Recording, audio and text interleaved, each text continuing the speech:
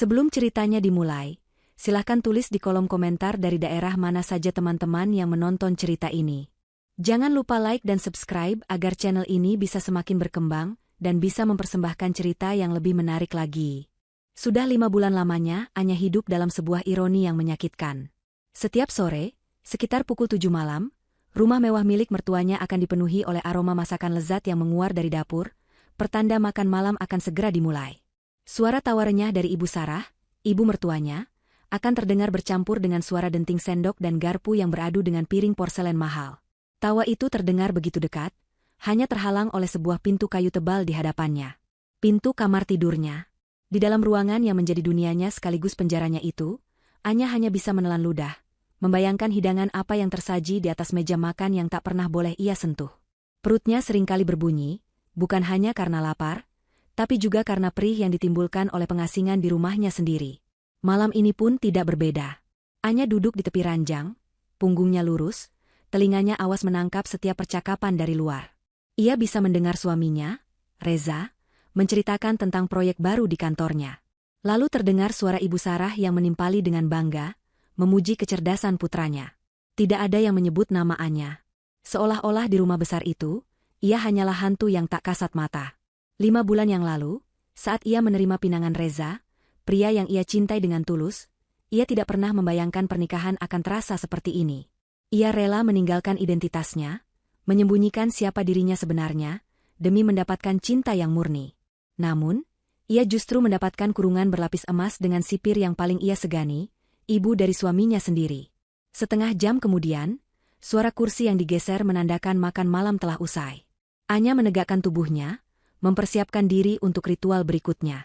Tak lama, terdengar langkah kaki mendekat dan pintu kamarnya diketuk 3 kali, ketukan pelan yang syarat akan rasa bersalah.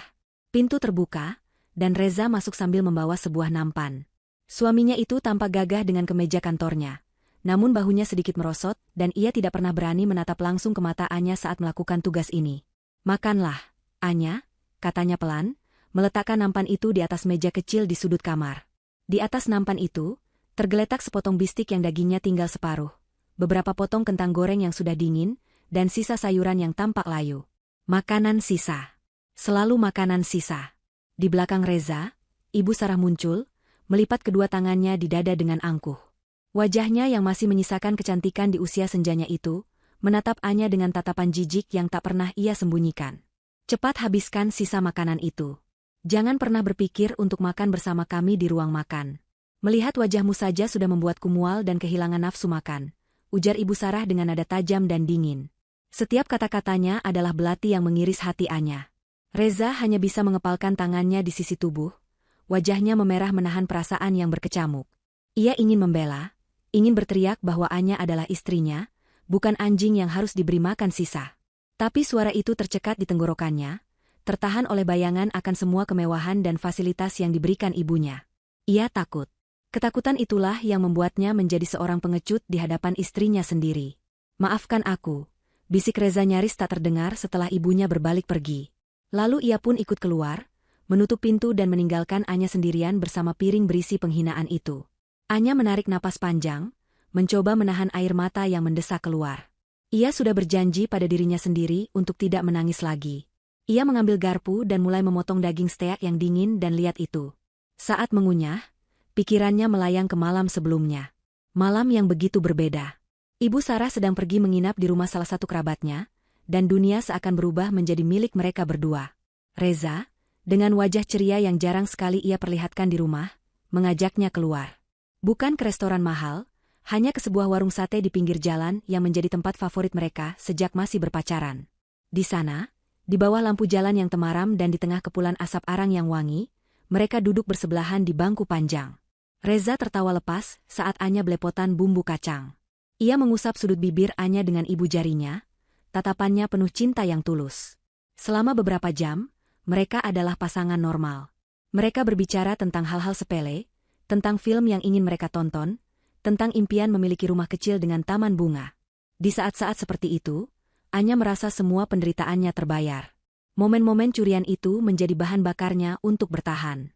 Namun kini, saat ia menelan potongan terakhir kentang goreng yang terasa seperti kardus di mulutnya, Kebahagiaan semalam terasa seperti sebuah ilusi. Kebahagiaan mereka begitu rapuh, hanya bisa ada saat sang ratu penguasa tidak berada di istananya. Ketika Ibu Sarah kembali, Anya pun harus kembali menjadi narapidana di kamarnya sendiri, dan Reza kembali menjadi sipir yang penakut. Setelah piringnya bersih, Anya meletakkan nampan itu di depan pintu, seperti tahanan yang mengembalikan peralatan makannya. Ia kemudian duduk di tepi ranjangnya lagi, namun kali ini ia tidak menatap pintu dengan sedih. Ia meraih ponselnya dari atas nakas. Ponsel itu terlihat sederhana, model lama yang tidak akan menarik perhatian siapapun. Namun di dalamnya, tersimpan seluruh kekuatan yang ia miliki. Ia membuka sebuah aplikasi dengan pengaman berlapis, memindai sidik jari dan retinanya. Seketika, layar ponselnya menampilkan barisan angka dan grafik yang rumit. Laporan keuangan dari salah satu perusahaannya di Zurich, Swiss. Sebuah email baru masuk, ditandai dengan prioritas tertinggi. Pengirimnya adalah tangan kanan kepercayaannya, seorang pria bernama Dimitri. Subjek, laporan final akuisisi Jaya Corp. Isi email itu singkat dan padat, berisi konfirmasi bahwa proses akuisisi terhadap Jaya Corp, perusahaan properti yang menjadi saingan utama perusahaan rintisan milik Ibu Sarah, telah berhasil 100%. Jaya Corp kini berada di bawah kendali penuh Wiratama Group, perusahaan induk milik keluarga Anya. Ibu Sarah sama sekali tidak tahu bahwa musuh bisnis yang paling ia benci dan takuti, kini dimiliki oleh menantu perempuan yang setiap hari ia beri makan sisa. Di akhir email, sebuah pesan personal dari Dimitri muncul. Nona Anindya, jadwal pertemuan dengan Dewan Direksi Eropa sudah dikonfirmasi. Perlukah saya siapkan jet pribadi Anda seperti biasa? Anya tersenyum tipis. Jari-jarinya dengan cepat mengetik balasan. Tidak perlu, Dimitri. Terima kasih. Saya masih ingin menikmati hidup sederhana di sini. Lanjutkan semua sesuai rencana. Ia mengirim email itu dan meletakkan kembali ponselnya. Matanya menatap bayangan dirinya di cermin lemari yang gelap. Wajahnya tampak lelah, namun sorot matanya tajam dan penuh perhitungan. Ibu Sarah mengira ia sedang bermain dengan seekor tikus kecil yang tak berdaya. Ia tidak tahu bahwa ia sedang mencoba mengurung seekor singa betina yang hanya sedang menunggu waktu yang tepat untuk menerkam. Dan waktu itu akan segera tiba. Kesempatan emas itu datang 3 hari kemudian. Ibu Sarah mengumumkan dengan penuh semangat bahwa ia akan pergi menghadiri arisan sosialita di luar kota, dan baru akan kembali keesokan siangnya. Begitu mobil mewah ibunya menghilang di ujung jalan, Reza berubah menjadi orang yang sama sekali berbeda. Wajahnya yang biasanya tegang dan penuh rasa bersalah kini, menjadi cerah dan bersemangat. Ia bergegas masuk ke kamar Anya, meraih kedua tangan istrinya, dan memutarnya dengan gembira. Kita bebas, sayang. Setidaknya sampai besok siang, katanya dengan tawa yang terdengar begitu lepas. Ayo, cepat bersiap. Aku akan mengajakmu makan malam di tempat yang lebih baik dari warung sate. Kau pantas mendapatkannya. Melihat binar kebahagiaan di mata suaminya, hati Anya menghangat. Inilah Reza yang ia kenal dan cintai. Reza yang perhatian, yang hangat, yang selalu ingin membuatnya bahagia. Sayangnya, Reza yang ini hanya bisa muncul saat ibunya tidak ada. Anya mengangguk setuju, dan dalam waktu singkat mereka sudah berada di dalam mobil, melaju membelah jalanan kota yang ramai. Reza menyetel lagu-lagu romantis kesukaan mereka, sesekali tangannya akan meraih tangan Anya dan menggenggamnya erat, seolah takut kehilangan momen berharga itu. Mereka berhenti di sebuah restoran ramen yang nyaman dan tidak terlalu mencolok. Aroma kaldu gurih langsung menyambut mereka begitu melangkahkan kaki ke dalam. Selama 2 jam berikutnya, mereka melupakan semua masalah. Mereka berbicara tentang segala hal, tertawa terbahak-bahak hingga perut mereka sakit, dan saling menyuapi ramen dengan mesra. Anya menceritakan lelucon-lelucon garing yang selalu berhasil membuat Reza tertawa, dan Reza menceritakan betapa ia merindukan saat-saat seperti ini. Aku janji, Anya, kata Reza di sela-sela makan mereka, tatapannya serius. Suatu saat nanti, aku akan punya keberanian untuk membuat setiap hari kita seperti ini. Aku akan mencari pekerjaan lain, kita akan pindah ke rumah kita sendiri. Bersabarlah sedikit lagi. Anya hanya tersenyum dan mengangguk. Meskipun dalam hatinya ia tahu janji itu sulit untuk diwujudkan. Keberanian bukanlah sesuatu yang bisa tumbuh dalam semalam, terutama bagi seseorang yang seumur hidupnya berada di bawah bayang-bayang kekuasaan ibunya. Namun, ia menghargai niat suaminya. Momen singkat kebahagiaan ini sudah lebih dari cukup baginya untuk saat ini. Sepulangnya ke rumah, suasana hangat itu masih menyelimuti mereka. Saat mereka masuk ke dalam kamar, Reza meminta Anya untuk menutup mata. Anya menurutinya dengan senyum geli. Ia mendengar suara lemari dibuka dan sebuah tas belanjaan dikeluarkan. Baiklah, sekarang buka matamu, kata Reza tak sabar. Anya membuka matanya dan terkesiap. Di hadapannya, Reza sedang memegang sebuah gaun yang sangat indah. Gaun selutut berwarna biru malam dengan potongan yang sederhana namun elegan. Kainnya tampak lembut dan berkualitas. Aku melihatnya di butik minggu lalu dan langsung teringat padamu, ujar Reza dengan wajah berbinar. Aku ingin kau memakainya di acara peresmian kantor baru ibu. Aku ingin semua orang melihat betapa cantiknya istriku. Kau harus datang, aku yang akan bicara pada ibu. Hati Anya tersentuh begitu dalam. Ini bukan sekadar gaun. Ini adalah simbol dari harapan dan cinta Reza. Sebuah pemberontakan kecil dari suaminya. Ia memeluk Reza dengan erat. Terima kasih, sayang. Ini indah sekali, bisiknya. Malam itu, mereka tidur dengan perasaan lega, seolah mimpi buruk mereka akan segera berakhir. Namun, keesokan paginya, mimpi buruk itu kembali dengan kekuatan penuh. Ibu Sarah pulang lebih cepat dari yang dijadwalkan. Saat Anya sedang berada di dapur, Ibu Sarah masuk ke kamar mereka, mungkin untuk menaruh tasnya. Beberapa saat kemudian, sebuah teriakan melengking terdengar dari dalam kamar, memanggil nama Reza. Reza, kemari kau. Reza yang sedang membaca koran di ruang tengah langsung berlari, diikuti oleh Anya dengan perasaan cemas. Mereka menemukan Ibu Sarah berdiri di tengah kamar, wajahnya merah padam karena marah. Di tangannya, ia memegang gaun biru malam yang kemarin diberikan Reza. Apa ini? Kau menghabiskan uangmu untuk membelikan gaun mahal bagi perempuan tidak berguna ini? Hardiknya, matanya melotot pada Reza. Ibu, itu, aku hanya ingin Anya ikut ke acara peresmian, jawab Reza dengan suara gemetar. Keberaniannya semalam menguap tak berbekas. Ikut? Ke acaraku? Jangan mimpi. Ibu Sarah tertawa sinis. Wanita miskin pembawa sial ini hanya akan mempermalukan keluarga kita. Dan kemudian, kejadian mengerikan itu terjadi. Dengan gerakan cepat yang brutal, Ibu Sarah mengambil gunting jahit dari atas meja rias. Di depan mata Anya dan Reza, ia mulai menggunting gaun itu tanpa ampun. Suara kain mahal yang disobek terdengar begitu nyaring di ruangan yang sunyi itu. Potongan-potongan kain biru malam berjatuhan ke lantai seperti kelopak bunga yang layu. Beraninya kau menghasut anakku untuk menghabiskan uang demi dirimu. Teriaknya lagi, kali ini pada Anya. Anya hanya berdiri mematung, matanya menatap kosong pada serpihan gaun yang kini tak lebih dari kain perca.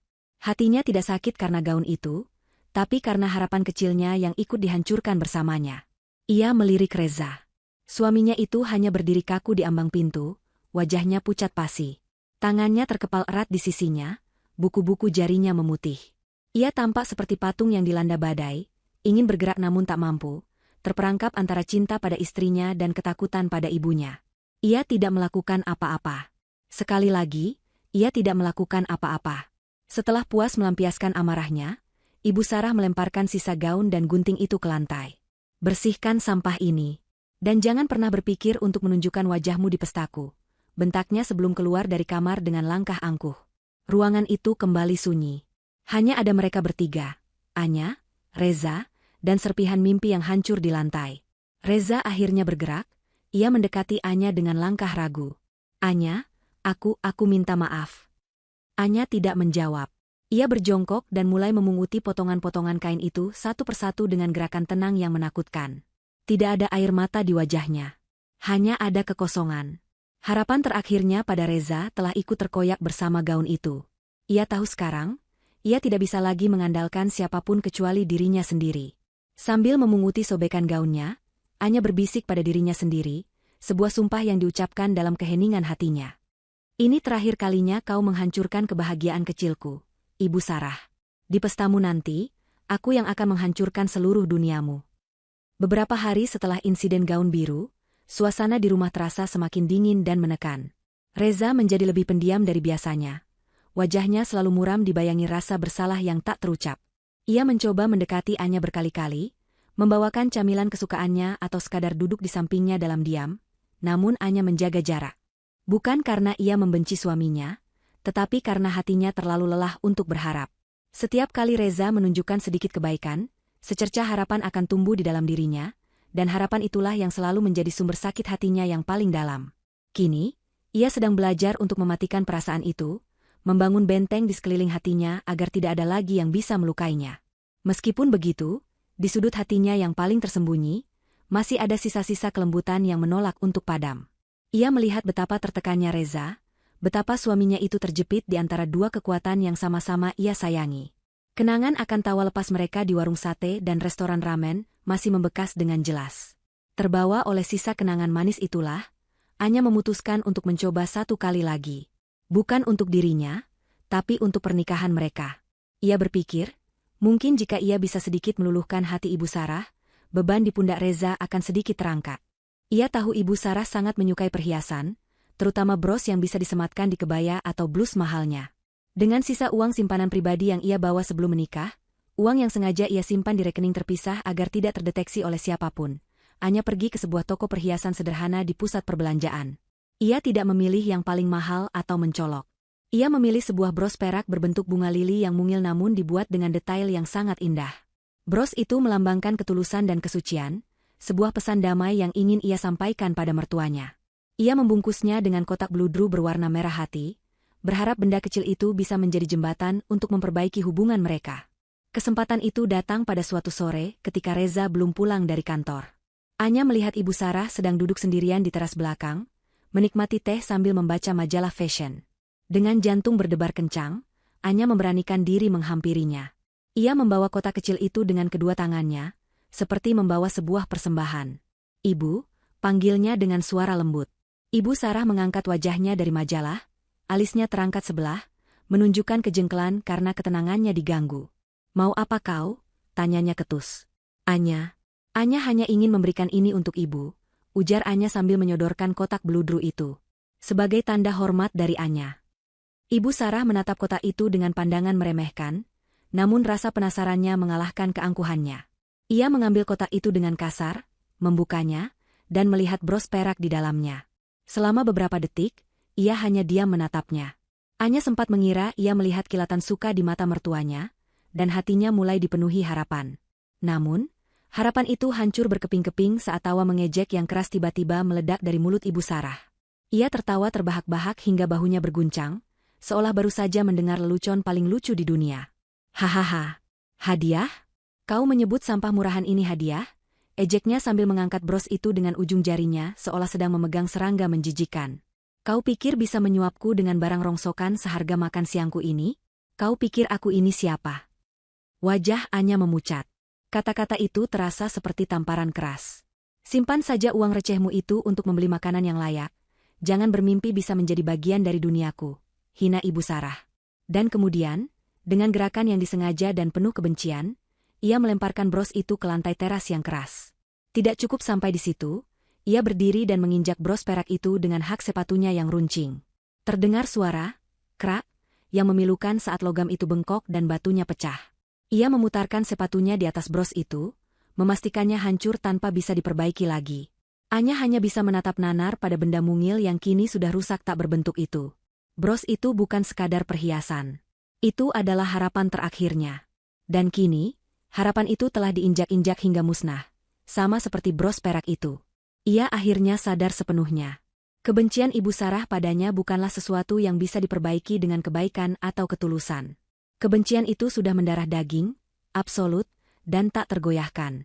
Tidak ada lagi ruang untuk mencoba, tidak ada lagi ruang untuk berharap. Yang tersisa hanyalah kekosongan dan keputusan yang kini telah bulat dan kokoh di dalam hatinya. Tanpa berkata apa-apa lagi, Anya berbalik dan berjalan masuk ke dalam rumah, meninggalkan Ibu Sarah yang masih menatapnya dengan senyum kemenangan yang kejam. Ia tidak menangis. Air matanya sudah kering. Di dalam kamarnya, ia mengambil ponselnya dan memotret bros yang hancur itu, yang masih tergeletak di lantai teras. Ia mengirimkan foto itu pada Dimitri. Pesannya singkat, "Dimitri, aku ingin kau melakukan investigasi penuh terhadap semua pemasok perhiasan untuk Mutiara Indah, perusahaan perhiasan yang menjadi langganan Ibu Sarah. Cari semua pelanggaran etis atau hukum yang mereka lakukan. Aku ingin kita memutuskan kontrak kerjasama dengan mereka secara permanen. Merek Wiratama Group tidak boleh diasosiasikan dengan orang-orang yang seleranya serendah ini." Malam itu, ketika Reza pulang, ia menemukan Anya sedang duduk termenung di tepi ranjang. Ia melihat raut wajah istrinya yang berbeda. Kesedihan yang biasanya terpancar di mata Anya kini telah hilang, digantikan oleh sesuatu yang lain. Sesuatu yang dingin, tajam, dan begitu fokus. Reza tidak tahu apa yang telah terjadi sore itu. Ia hanya merasa ada sesuatu dalam diri Anya yang telah berubah selamanya. Ia mencoba bertanya, "Kau tidak apa-apa?" Anya menoleh padanya, dan untuk pertama kalinya, ia tersenyum. Bukan senyum sedih atau senyum terpaksa. Itu adalah senyum tipis yang penuh teka-teki, senyum yang membuat bulu kuduk Reza meremang tanpa ia tahu sebabnya. "Aku tidak pernah merasa lebih baik dari ini, Mas," jawabnya dengan suara yang tenang. Seminggu menjelang hari peresmian kantor baru, suasana rumah berubah menjadi medan perang pribadi bagi Anya. Ibu Sarah, yang semakin stres sekaligus bersemangat menyambut hari besarnya, melampiaskan segalanya pada Anya. Setiap hari, ada saja daftar pekerjaan baru yang seolah tak ada habisnya. Anya harus membersihkan setiap sudut rumah hingga berkilau, membantu mengurus daftar tamu, menelepon vendor catering untuk konfirmasi, bahkan menyetrika gaun dan setelan jas mahal milik ibu mertua dan suaminya. Ia bekerja dari subuh hingga larut malam, diperlakukan tak lebih dari seorang pembantu rumah tangga tanpa bayaran. Reza melihat semuanya. Ia melihat lingkaran hitam di bawah mata istrinya, melihat tangan Anya yang mulai kasar karena terlalu banyak pekerjaan rumah, melihat bagaimana tubuh istrinya itu semakin kurus. Setiap malam, rasa bersalah menggerogotinya hingga ia sulit tidur. Ia ingin membantu, namun setiap kali ia mencoba mengambil alih pekerjaan Anya, ibunya akan langsung memarahinya. Biarkan saja dia yang bekerja. Dia itu menumpang hidup di sini, setidaknya harus ada gunanya. Begitu kata Ibu Sarah suatu kali saat melihat Reza membantu Anya mengepel lantai. Pada hari H peresmian, ketegangan mencapai puncaknya. Pagi-pagi sekali, Ibu Sarah sudah berdandan di kamarnya, dibantu oleh penata rias profesional. Ia tampak seperti seorang ratu, mengenakan kebaya modern berwarna emas yang gemerlapan. Setelah selesai, ia keluar dari kamarnya dan menghampiri Anya yang sedang menyiapkan sarapan untuknya. Dengan tatapan menghina dari ujung kepala hingga ujung kaki, Ibu Sarah memberikan perintah terakhirnya. "Dengar kau, hari ini adalah hari terpenting dalam hidupku. Aku tidak mau ada satu kesalahan pun. Setelah aku dan Reza berangkat, pastikan seluruh rumah ini bersih. Jangan keluar kamar selama acara berlangsung. Jika ada satu tamu penting pun yang tak sengaja melihatmu atau tahu tentang keberadaanmu di rumah ini, aku bersumpah akan membuat hidupmu lebih menderita dari neraka." Ancaman itu diucapkan dengan desisan pelan namun mematikan. Anya hanya mengangguk patuh, wajahnya tidak menunjukkan emosi apapun. Reza, yang sudah rapi dengan setelan jas mahalnya, berdiri di belakang ibunya. Wajahnya tampak pucat dan tersiksa. Ia ingin mengatakan sesuatu, membela istrinya, atau setidaknya memberikan kata-kata penghiburan. Tapi lidahnya keluh, seperti biasa. Saat mereka hendak berangkat, Reza berhasil menemukan momen yang tepat. Ketika ibunya berjalan lebih dulu menuju garasi untuk memeriksa mobil, Reza dengan cepat menarik Anya ke sudut dapur yang tidak terlihat. Di sana, di antara aroma kopi dan roti panggang, ia melakukan satu-satunya hal yang ia bisa. Ia tidak mengucapkan sepatah kata pun. Ia hanya meraih tangan Anya dan menggenggamnya dengan sangat erat. Genggaman tangannya menyampaikan semua yang tidak bisa ia katakan. Cintanya, penyesalannya yang mendalam, permohonan maafnya atas kelemahannya, dan ketidakberdayanya. Matanya menatap Anya dengan tatapan yang memohon. Anya membalas tatapan itu. Selama beberapa detik, ia membiarkan tangannya berada dalam genggaman suaminya.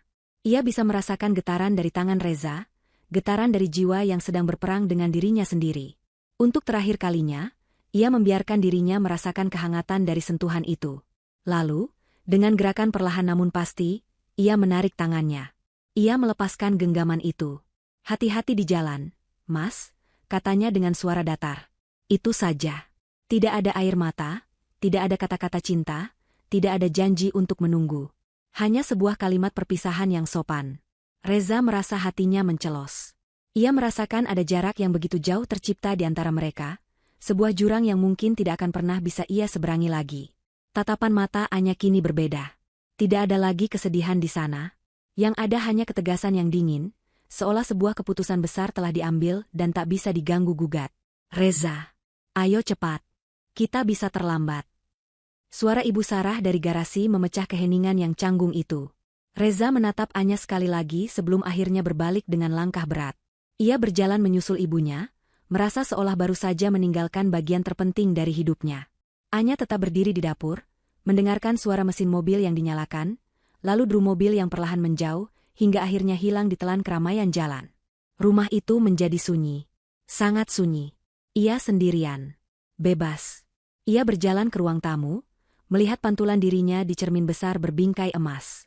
Seorang wanita dengan pakaian rumah yang sederhana, wajah lelah, dan rambut yang diikat seadanya. Inilah Anya yang mereka kenal. Inilah Anya yang mereka hina. Ia tersenyum tipis pada bayangannya sendiri. Waktu bermain sudah selesai, bisiknya pada bayangan di cermin. Ia kemudian berjalan santai menuju kamarnya, bukan untuk mengurung diri seperti yang diperintahkan. Ia mengambil ponselnya dan menekan panggilan cepat nomor 1. Panggilan itu langsung dijawab pada dering pertama. "Selamat pagi, Nona Anindya," sapa suara berat dan profesional di seberang sana. Suara Dimitri. "Selamat pagi, Dimitri. Apakah semuanya sudah siap?" tanya Anya, suaranya kini terdengar berbeda. Penuh wibawa dan kekuasaan. "Semua telah disiapkan sesuai perintah Anda, Nona. Limosin sudah menunggu di tikungan jalan, gaun dan perhiasan sudah siap di kamar presidensial suite Hotel Grand Mahameru. Tim keamanan juga sudah berada di lokasi acara. Panggung ini sepenuhnya milik Anda malam ini." "Bagus," kata Anya. "Aku akan berangkat sekarang." Ia menutup telepon. Ia tidak menoleh ke belakang lagi. Ia berjalan keluar dari rumah yang telah menjadi penjaranya selama 5 bulan terakhir, melangkah menuju takdir yang telah ia rancang sendiri. Saat ia berjalan di bawah sinar matahari pagi yang cerah, ia merasa seperti terlahir kembali. Ini bukanlah akhir, melainkan sebuah awal. Awal dari pembalasan. Ballroom Hotel Grand Mahameru malam itu disulap menjadi sebuah lautan kemewahan.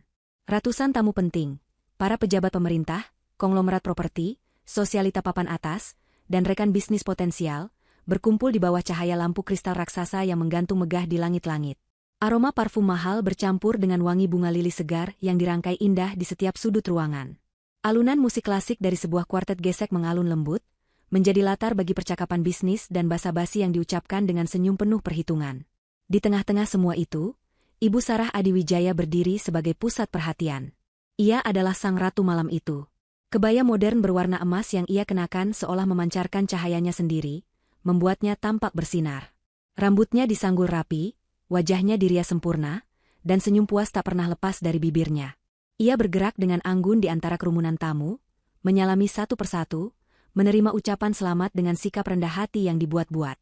"Selamat, ya, Bu Sarah. Kantor barunya benar-benar representasi dari kesuksesan Anda," puji seorang wanita dengan kalung berlian yang melingkari lehernya. "Ah, ini semua berkat kerja keras dan doa dari teman-teman semua," jawab Ibu Sarah dengan senyum manis, meskipun dalam hatinya ia merasa berada di puncak dunia. Inilah hidup yang selalu ia inginkan. Dihormati, dikagumi, dan menjadi bagian dari kalangan elit yang sesungguhnya.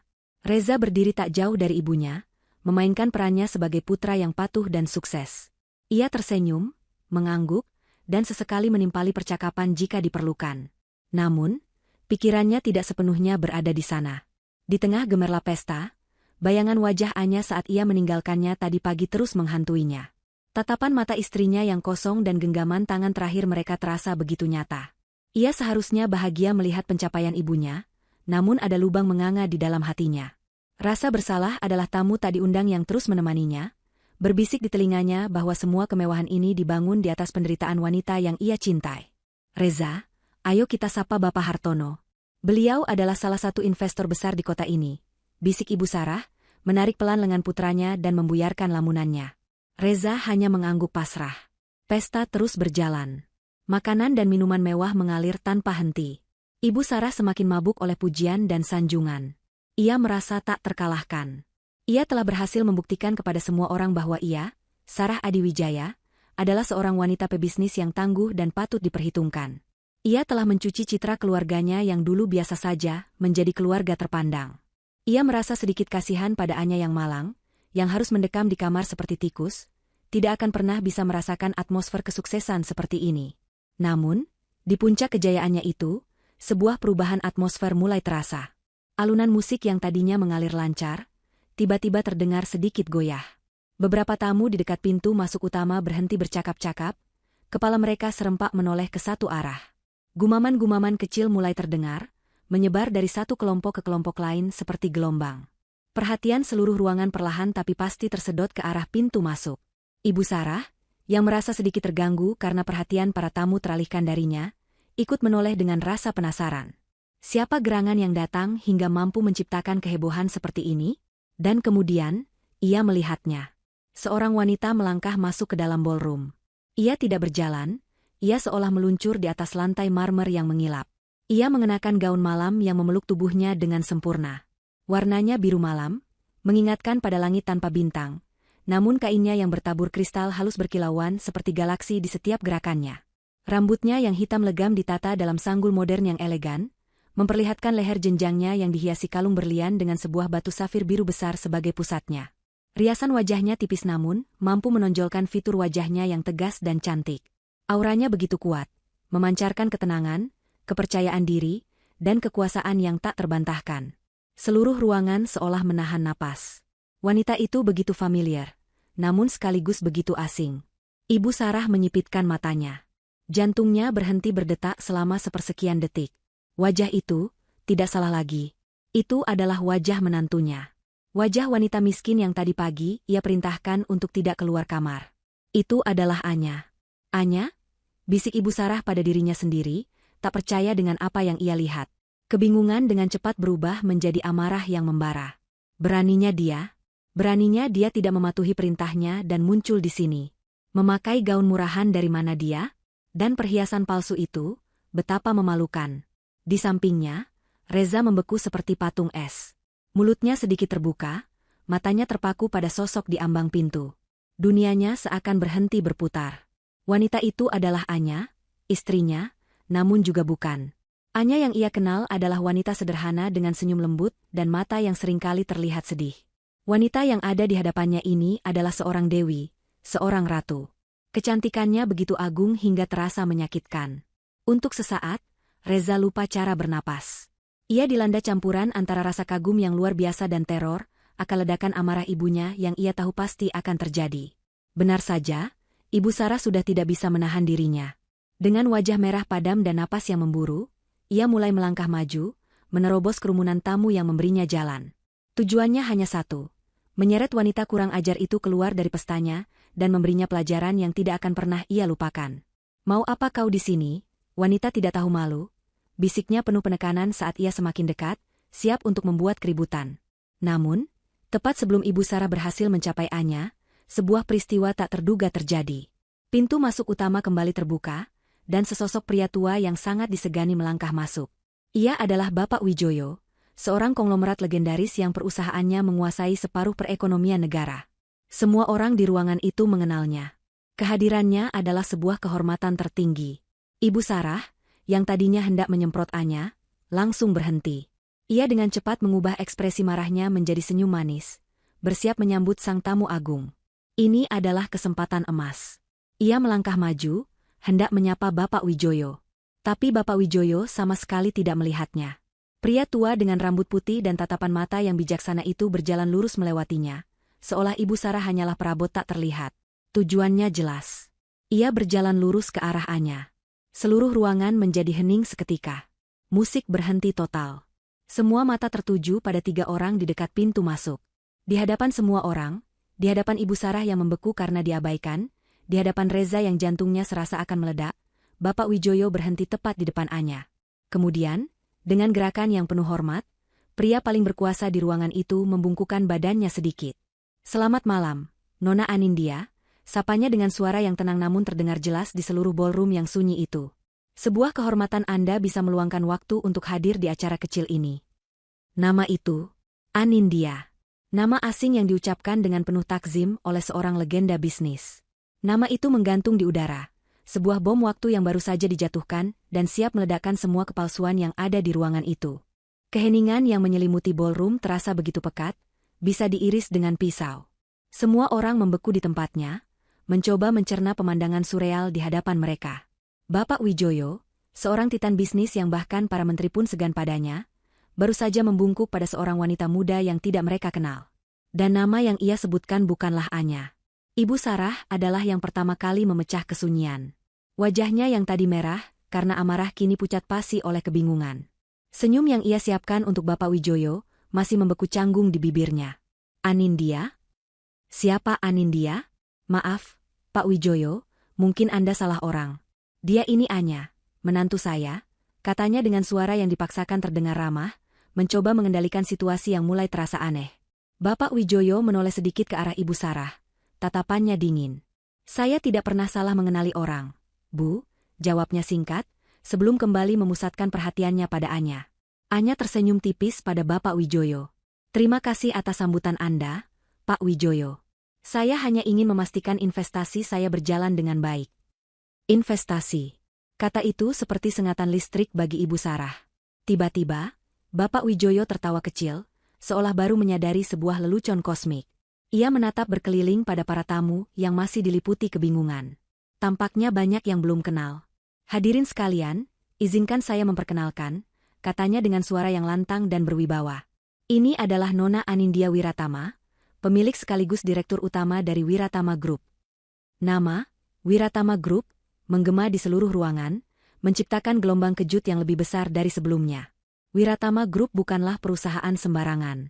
Itu adalah sebuah konglomerasi multinasional raksasa yang bisnisnya menggurita di berbagai sektor, dari pertambangan, perbankan, hingga teknologi. Mereka adalah pemain, Liga Dewa, yang sangat tertutup dan jarang terekspos media. Pemiliknya dikenal sebagai sosok misterius yang jenius.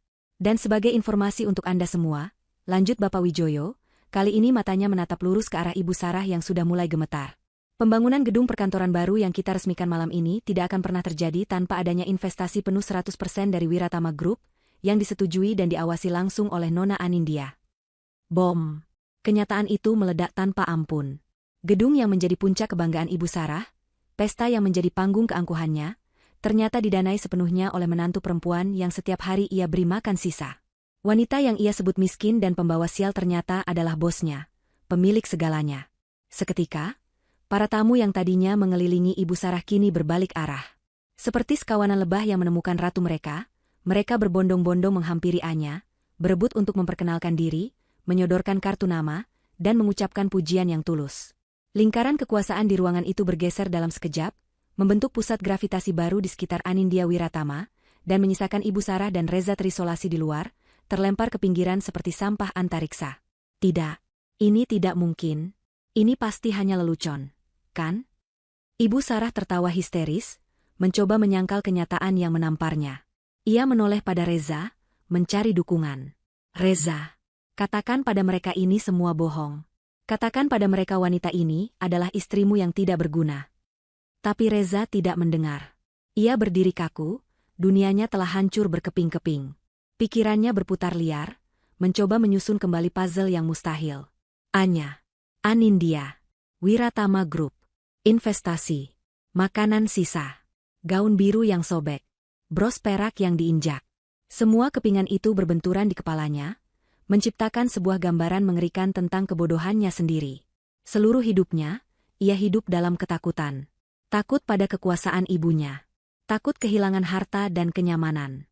Ketakutan itulah yang membuatnya diam saat istrinya dihina, membuatnya menjadi pengecut saat istrinya diperlakukan tidak adil.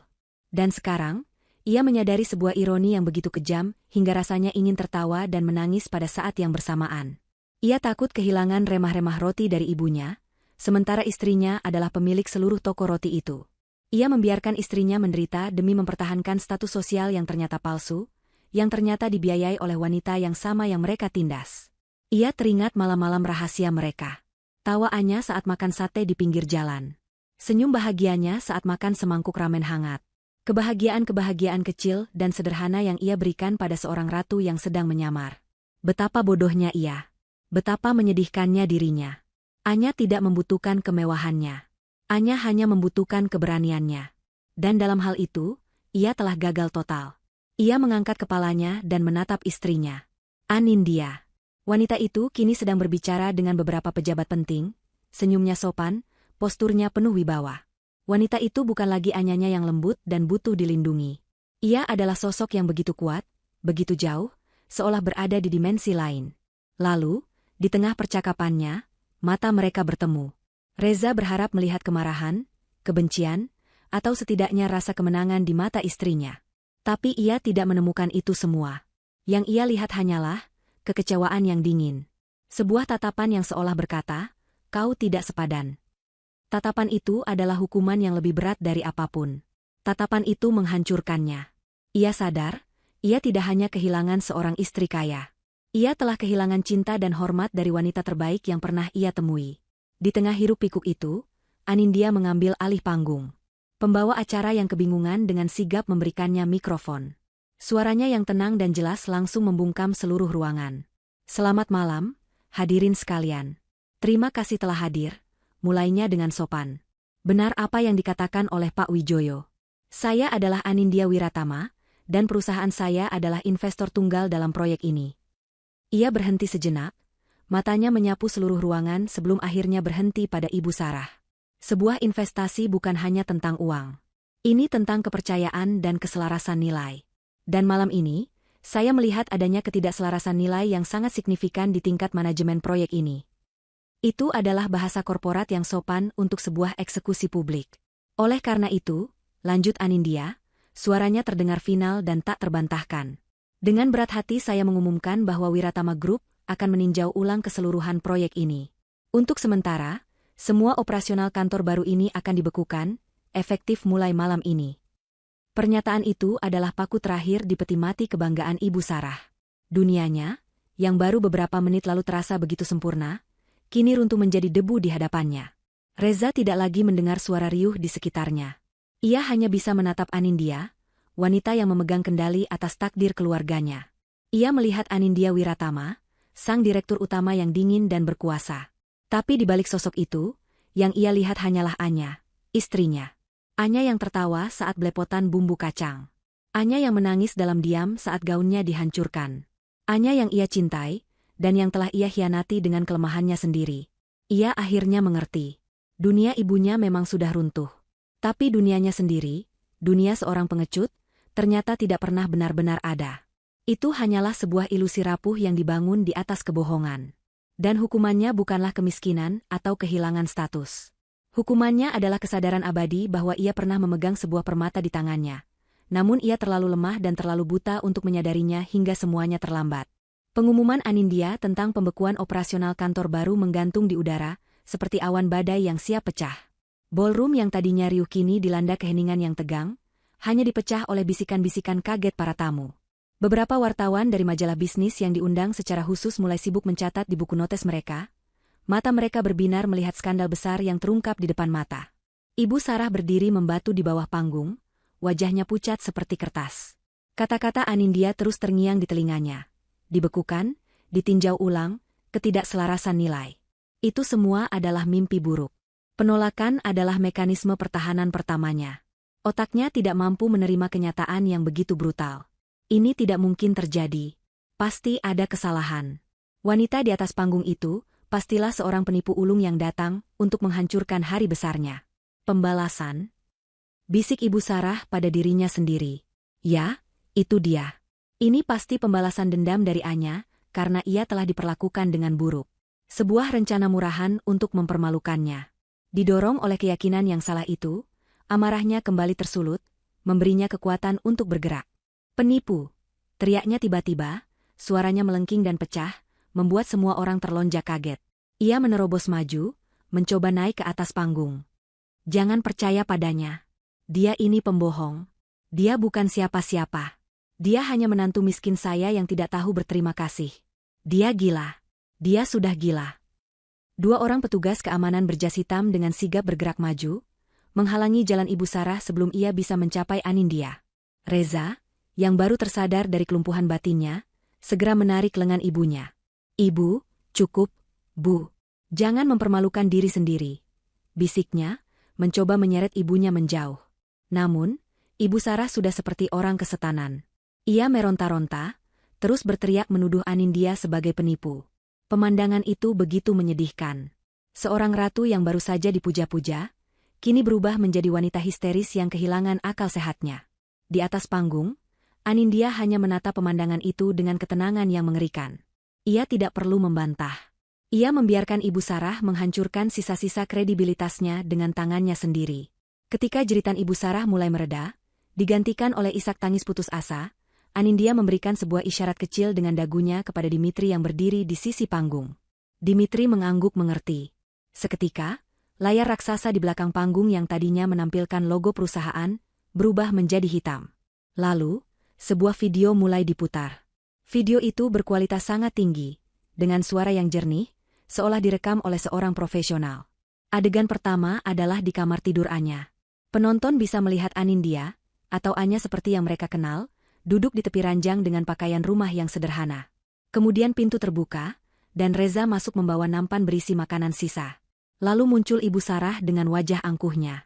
Seluruh tamu di ballroom itu mendengar dengan jelas suara Ibu Sarah yang tajam dan menghina, "Cepat habiskan sisa makanan itu. Jangan pernah berpikir untuk makan bersama kami di ruang makan. Melihat wajahmu saja sudah membuatku mual dan kehilangan nafsu makan." Terdengar desahan dan gumaman horor dari para tamu. Wajah-wajah yang tadinya menatap Ibu Sarah dengan iba, kini berubah menjadi jijik. Video berlanjut ke adegan kedua. Kali ini menampilkan Ibu Sarah yang sedang murka, memegang sebuah gaun biru yang indah. Para tamu melihat dengan mata kepala mereka sendiri saat Ibu Sarah dengan brutal menggunting gaun itu menjadi serpihan, sambil meneriakkan hinaan tentang wanita miskin yang tidak pantas. Yang lebih memberatkan, video itu dengan jelas menangkap sosok Reza yang hanya berdiri diam mematung, tidak melakukan apapun untuk menghentikan kekejaman itu.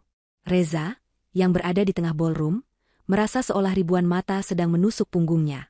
Ia ingin lenyap di telan bumi. Adegan ketiga, dan yang terakhir, adalah yang paling kejam. Video itu menampilkan close-up tangan Anya yang menyodorkan sebuah kotak perhiasan kecil. Lalu wajah Ibu Sarah yang tertawa terbahak-bahak, dan puncaknya, saat ia menginjak bros perak itu dengan hak sepatunya hingga hancur. Suara, krak, dari logam yang bengkok itu terdengar begitu keras di sistem suara ballroom, seolah-olah yang dihancurkan adalah hati setiap orang yang menonton. Video berakhir, dan layar kembali menjadi hitam. Keheningan yang tercipta setelahnya terasa 1000 kali lebih berat. Tidak ada lagi yang meragukan kebenarannya. Mereka telah menjadi saksi dari kekejaman dan penindasan yang sistematis. Ibu Sarah, yang tadi masih meronta, kini terdiam. Tubuhnya lemas, matanya menatap kosong ke layar, wajahnya pucat seperti mayat. Ia telah dieksekusi di hadapan publik. Semua kebohongannya, semua kepalsuannya, telah ditelanjangi tanpa sisa. Anindya kembali mendekati mikrofon. Suaranya terdengar tenang, namun setiap katanya terasa seperti palu godam.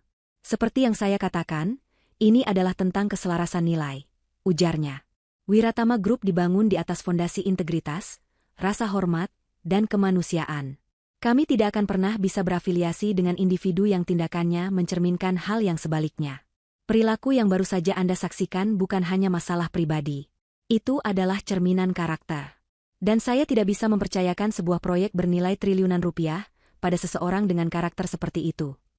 Ia berhenti sejenak, membiarkan kata-katanya meresap. Ini bukan pembalasan. Ini adalah konsekuensi. Setelah mengucapkan kalimat terakhirnya, Anindya kembali memberikan isyarat. Kali ini, Dimitri melangkah turun dari sisi panggung. Ia berjalan dengan langkah tegap dan pasti, tatapannya lurus dan dingin, melewati para tamu yang menyingkir untuk memberinya jalan. Ia membawa sebuah map kulit berwarna hitam. Ia berhenti tepat di hadapan Ibu Sarah dan Reza. "Ibu Sarah Adiwijaya," panggil Dimitri dengan suara formal yang tidak menyisakan ruang untuk negosiasi. Ia membuka map itu dan mengeluarkan setumpuk dokumen. "Mewakili Wiratama Group, saya menyerahkan surat pemberitahuan gugatan hukum atas tuduhan penipuan investasi, pemalsuan laporan, dan penggelapan dana perusahaan. Klien kami menuntut ganti rugi penuh atas semua kerugian yang ditimbulkan." Ibu Sarah hanya bisa menatap kertas-kertas itu dengan pandangan kosong. Dimitri kemudian beralih pada Reza, yang berdiri gemetar di samping ibunya. Ia mengeluarkan dokumen lain dari map tersebut. "Dan untuk Anda, Tuan Reza Adiwijaya," lanjutnya, nadanya sama dinginnya. "Ini adalah surat gugatan cerai yang diajukan secara resmi oleh klien saya, Nona Anindya Wiratama, atas dasar kekerasan psikologis dalam rumah tangga dan penelantaran istri." Reza merasa kakinya lemas, seolah seluruh tulang di tubuhnya telah dilunakan. Surat cerai. Kata-kata itu menghantamnya lebih keras dari tuduhan manapun. Sebagai informasi tambahan, kata Dimitri sebagai penutup, suaranya menjadi penentu akhir dari segalanya. "Berdasarkan perintah pengadilan yang dikeluarkan tadi pagi, semua aset pribadi atas nama Anda berdua yang terbukti berasal atau terkait dengan aliran dana dari Wiratama Group, telah dibekukan hingga proses hukum selesai." Badai itu tidak hanya tiba. Badai itu telah menghancurkan segalanya hingga ke akar-akarnya, tidak menyisakan apapun selain puing-puing kehancuran. Dampak dari pengumuman Dimitri terasa seperti ledakan bom sunyi. Para tamu, yang tadinya hanya menjadi penonton, kini merasa suasana menjadi terlalu panas. Satu persatu, mereka mulai berpamitan dengan sopan kepada Bapak Wijoyo atau beberapa perwakilan Wiratama Group lainnya, lalu berjalan keluar dengan cepat. Mereka tidak ingin terlibat lebih jauh dalam drama kehancuran keluarga Adi Wijaya. Mereka melewati Ibu Sarah dan Reza seolah keduanya adalah wabah penyakit, menghindari kontak mata, berbisik-bisik di belakang punggung mereka. Ballroom yang tadinya penuh sesak dengan tawa dan musik, kini mulai kosong, menyisakan ruang yang luas dan dingin yang semakin mengamplifikasi kehinaan mereka. Musik telah lama berhenti. Para pramusaji berdiri kaku di sudut-sudut ruangan. Yang tersisa di tengah ruangan hanyalah Anindya dan timnya, serta dua sosok yang telah kehilangan segalanya, Ibu Sarah dan Reza. Keangkuhan Ibu Sarah akhirnya pecah total. Realitas menghantamnya dengan kekuatan penuh. Ia kehilangan kantornya, reputasinya, uangnya, dan rasa hormat semua orang. Semua yang telah ia bangun seumur hidupnya hancur dalam satu malam. Kekuatan di kakinya lenyap, dan ia jatuh berlutut di atas lantai marmer yang dingin.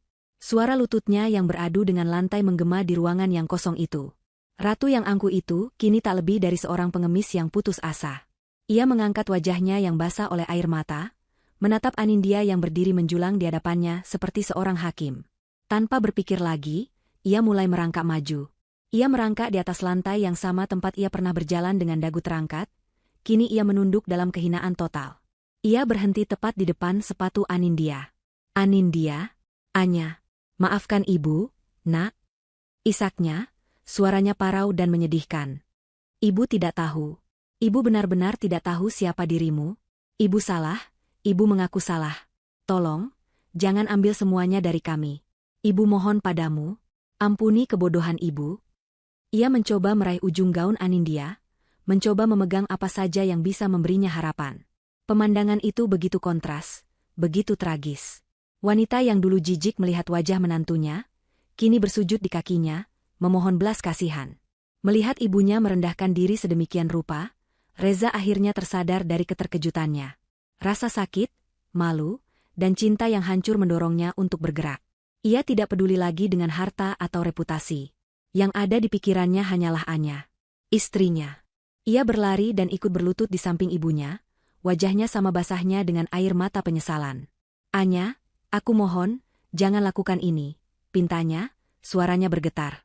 Ia menatap wajah wanita yang dicintainya, wajah yang kini terasa begitu jauh. Aku tidak peduli dengan perusahaan atau uangnya. Tapi jangan tinggalkan aku. Aku mencintaimu, Anya. Aku sungguh-sungguh mencintaimu. Maafkan aku karena telah menjadi suami yang pengecut. Maafkan aku karena tidak pernah membelamu. Beri aku satu kesempatan lagi. Hanya satu. Aku akan melakukan apa saja untuk memperbaikinya. Ia mengulurkan tangannya, berharap bisa menyentuh tangan Anindya, berharap bisa merasakan kehangatan yang dulu sering ia rasakan. Anindya menatap ke bawah, pada dua sosok yang kini bersujud di kakinya. Ibu yang tamak dan anak yang lemah. Ia melihat air mata mereka, mendengar permohonan mereka. Namun, di dalam hatinya, ia tidak merasakan apa-apa. Tidak ada rasa iba, tidak ada rasa puas, tidak ada rasa kemenangan. Yang ada hanyalah kekosongan yang dingin.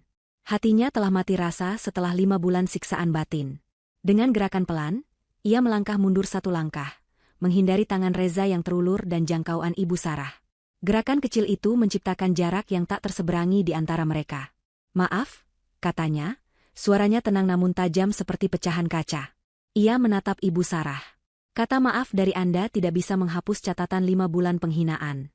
Anda tidak menyesali perbuatan Anda hanya menyesali konsekuensinya. Jika hari ini saya masih menjadi menantu miskin Anda tidak akan pernah mengucapkan kata itu. Anda tidak memohon pada saya, Anda memohon pada uang dan kekuasaan saya. Ia kemudian mengalihkan pandangannya pada Reza, tatapannya menjadi lebih dingin. Dan cintamu, Reza?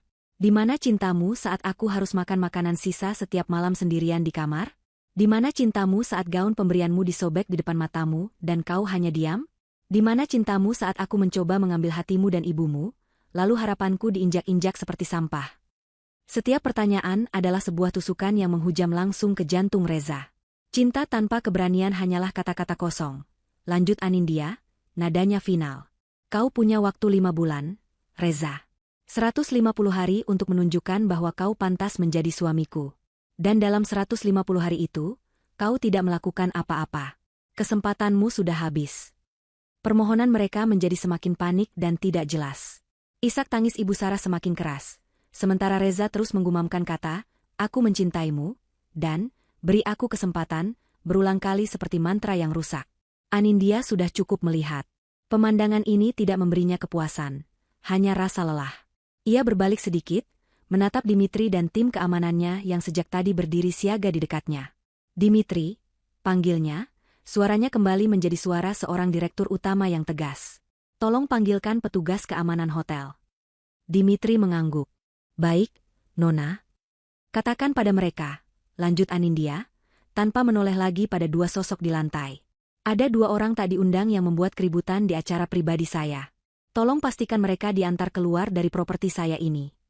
Kata, properti saya, diucapkan dengan penekanan yang jelas, sebuah penegasan terakhir tentang siapa yang memegang kendali. Itu adalah pukulan terakhir yang menghancurkan sisa-sisa harapan mereka. Beberapa saat kemudian, dua orang petugas keamanan hotel yang bertubuh tegap datang menghampiri. Mereka mendekati Ibu Sarah dan Reza dengan sopan namun tegas. Maaf, Bapak, Ibu. Kami harus meminta Anda untuk meninggalkan tempat ini. Reza menatap Anindya dengan pandangan tak percaya, sementara Ibu Sarah hanya bisa menangis pasrah. Mereka diperlakukan seperti pengacau, seperti gelandangan. Dengan bantuan petugas, mereka dipaksa berdiri dan digiring menuju pintu keluar. Seluruh sisa martabat mereka telah dilucuti. Anindya tidak menoleh untuk melihat mereka pergi. Ia hanya berdiri tegak, punggungnya menghadap mereka, menatap lurus ke depan, ke arah masa depan yang telah ia rebut kembali. Pintu ballroom yang besar itu tertutup di belakang mereka, meredam suara isak tangis yang semakin menjauh. Badai telah berlalu, menyisakan keheningan dan keadilan yang dingin. Diusir dari surga kemewahan dan dilempar ke dalam realitas yang kejam, kehidupan Ibu Sarah dan Reza berubah 180 derajat. Rumah mewah yang dulu menjadi istana kebanggaan mereka kini telah disegel oleh pihak bank atas perintah pengadilan. Mobil-mobil mahal ditarik oleh perusahaan pembiayaan. Semua rekening dibekukan, hanya menyisakan sedikit uang tunai yang kebetulan mereka simpan di dompet. Dalam waktu kurang dari 24 jam, mereka berubah dari kalangan elit menjadi gelandangan. Satu-satunya tempat yang mau menampung mereka adalah sebuah rumah kontrakan kecil dengan 2 kamar di pinggiran kota yang padat dan bising. Dindingnya lembab dan catnya mengelupas di sana-sini. Bau apak dari saluran air yang mampat menyambut mereka setiap kali membuka pintu. Perabotannya sudah tua dan lapuk, peninggalan dari penghuni sebelumnya. Ini adalah dunia yang sama sekali berbeda. Sebuah neraka duniawi bagi Ibu Sarah yang seumur hidupnya terbiasa dengan kenyamanan dan kemewahan. Hari-hari pertama mereka di sana diisi dengan keheningan yang mencekam. Ibu Sarah lebih banyak mengurung diri di kamar, menangisi nasibnya. Ia tidak tahu cara melakukan pekerjaan rumah yang paling dasar sekalipun. Memasak nasi di penanak nasi tua, mencuci pakaian dengan tangan, atau sekadar menyapu lantai adalah sebuah siksaan baginya. Ia menjadi wanita tua yang rapuh dan pemarah, dunianya yang megah telah runtuh dan menimpanya tanpa ampun. Sementara itu, Reza dipaksa untuk menjadi kepala keluarga yang sesungguhnya untuk pertama kali dalam hidupnya. Ketakutannya pada sang ibu telah sepenuhnya lenyap, digantikan oleh campuran rasa kasihan, jengkel, dan penyesalan yang mendalam. Ia mencoba mencari pekerjaan, mengirimkan puluhan lamaran setiap hari. Namun, skandal di malam peresmian itu telah menyebar seperti api. Namanya telah masuk daftar hitam di dunia korporat.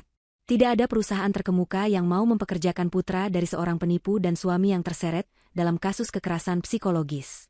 Ia akhirnya hanya bisa mendapatkan pekerjaan serabutan dengan gaji kecil, cukup untuk membayar sewa kontrakan dan membeli makanan sehari-hari. Keseimbangan kekuasaan di antara mereka telah berbalik. Jika dulu Reza adalah anak penurut yang takut pada ibunya, kini ia adalah satu-satunya penopang hidup mereka. Dan ia tidak lagi ragu untuk menyuarakan isi hatinya. Suatu malam, saat mereka sedang makan malam dengan lauk tahu dan tempe seadanya, Ibu Sarah mulai mengeluh lagi. Lihatlah hidup kita sekarang, Reza. Gara-gara wanita ular itu, kita harus hidup seperti ini. Dia begitu kejam, begitu pendendam. Reza meletakkan sendoknya dengan keras, menimbulkan bunyi yang mengejutkan. Cukup, Bu, katanya dengan nada dingin dan lelah. Berhenti menyalahkan Anya. Ini bukan salahnya. Bukan salahnya katamu? Seru Ibu Sarah tak percaya. Dia yang merebut segalanya dari kita. Dia tidak merebut apa-apa, balas Reza, suaranya mulai meninggi. Untuk pertama kalinya, ia membentak ibunya.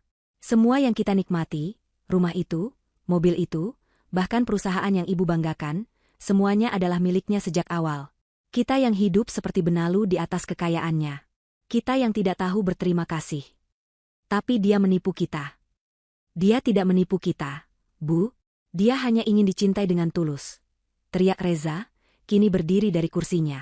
Dia memberiku kesempatan untuk menjadi suaminya, dan dia juga memberimu kesempatan untuk menjadi ibunya.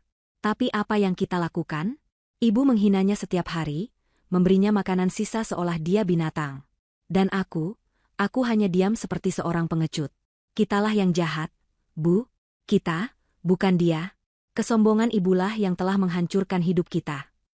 Ibu Sarah terdiam, terkejut mendengar ledakan amarah dari putra yang selama ini selalu patuh padanya. Ia hanya bisa menangis sesenggukan, tidak mampu membantah kebenaran dalam kata-kata Reza. Malam itu, hubungan ibu dan anak itu retak, mungkin untuk selamanya. Mereka hidup di bawah atap yang sama, namun terpisah oleh dinding tebal penyesalan dan saling menyalahkan. Beberapa minggu berlalu dalam rutinitas yang menyedihkan itu. Hingga suatu sore, saat hujan turun dengan deras, sebuah ketukan terdengar di pintu kontrakan mereka. Reza membukanya dan mendapati seorang kurir berjaket anti-air berdiri di depan pintu, memegang sebuah kotak makanan yang besar dan mewah.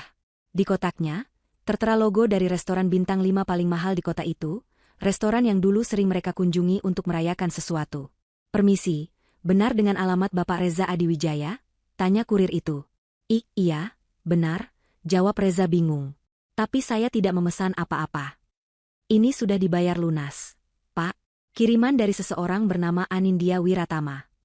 Jantung Reza serasa berhenti berdetak. Anindya. Nama itu masih terasa begitu asing sekaligus begitu menyakitkan. Dengan tangan gemetar, ia menerima kotak itu dan menutup pintu.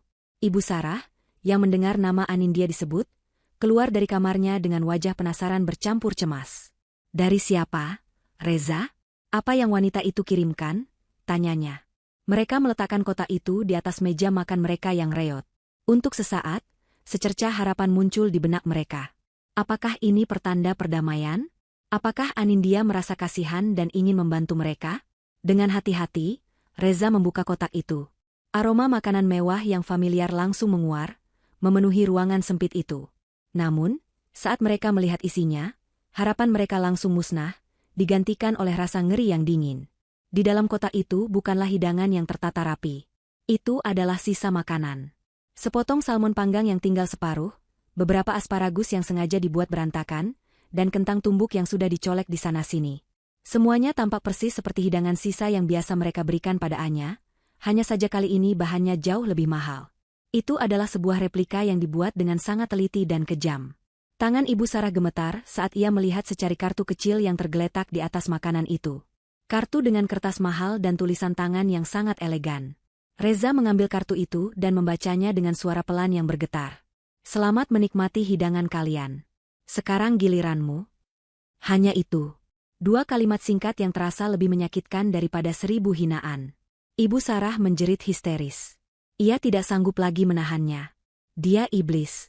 Dia benar-benar iblis," teriaknya sambil menyapu kotak makanan itu dari atas meja. Piring porselen mahal itu jatuh dan pecah berkeping-keping di lantai, menyebarkan sisa-sisa salmon dan kentang tumbuk di antara serpihan beling. Makanan mewah itu kini benar-benar tampak seperti sampah. Ibu Sarah jatuh terduduk di lantai, menangis meraung-raung seperti hewan yang terluka, meratapi nasibnya dan kekejaman yang kini berbalik menghantamnya. Reza tidak ikut berteriak. Ia hanya berdiri mematung, menatap nanar pada makanan yang berserakan di lantai. Ia tidak merasa marah. Ia hanya merasakan gelombang kesedihan dan penyesalan yang begitu dahsyat, seolah ombak besar baru saja menenggelamkannya. Ia mengerti pesan ini dengan sempurna. Ini bukanlah sekadar balas dendam. Ini adalah cermin. Anindya sedang menunjukkan pada mereka betapa menjijikannya perbuatan mereka selama ini, dengan cara memaksa mereka untuk merasakan sendiri apa yang dulu Anya rasakan. Ini adalah hidangan penyesalan mereka. Dan rasanya, lebih pahit dari empedu. 1 tahun berlalu. Waktu berjalan tanpa ampun, memisahkan takdir orang-orang yang pernah terhubung dalam satu drama. Bagi Anindya Wiratama, 1 tahun itu adalah periode kebangkitan. Setelah perceraiannya dengan Reza selesai dan semua masalah hukum dengan Ibu Sarah ditutup dengan kemenangan mutlak di pihaknya, ia kembali memegang kendali penuh atas hidup dan bisnisnya.